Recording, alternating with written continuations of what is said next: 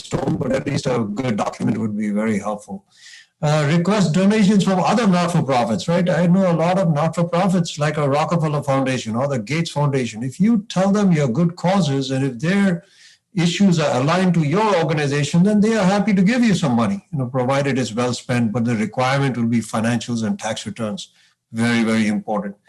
Consider an advisory board. I think you already have, but brand names, like if you got someone like Bill Gates or someone to sit on your board, that's great, right? He may be promoting vaccines in India. I don't know, but you'll have enough credibility. You'll have a great purpose. You'll have superb in what you'll do.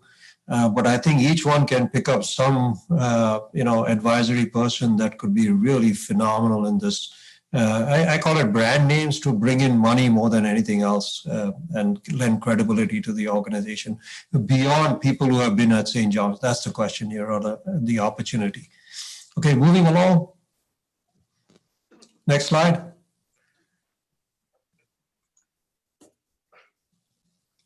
Strategy, I think, has changed from, I had a couple of discussions with the board. They, instead of sending money to them, want to retain the money in the US and I think move the organization. I think that may be, but when you have more money sitting in the US, then the question becomes of planning and how do you invest that money? Maybe a more balanced approach rather than in cash, maybe a suggestion for consideration.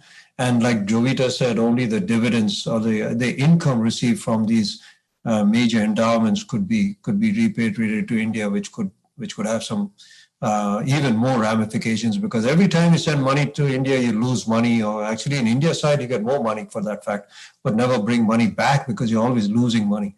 Move the organization structure from Wisconsin to Texas. Today the Wisconsin issue, I know because the reason being there's audit requirements. If you cross 400,000, you need to have an audit, and audit is pretty expensive. So a suggestion could be to move to Texas. There's no taxes on this organization, but the audit requirements are pretty stringent, and you might want to, at least for the next few years till you stabilize, consider a state that does not require an audit. Accounting, financial reporting, that's what we do every day. Transparency is really important. The treasurer will have access to the books 24/7, and if anyone, we have run something called QuickBooks Online, so they can just click and see everything that is going on. That's not a big deal.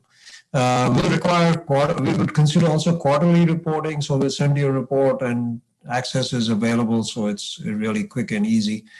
Internal controls is a really, really important thing. I don't think we have,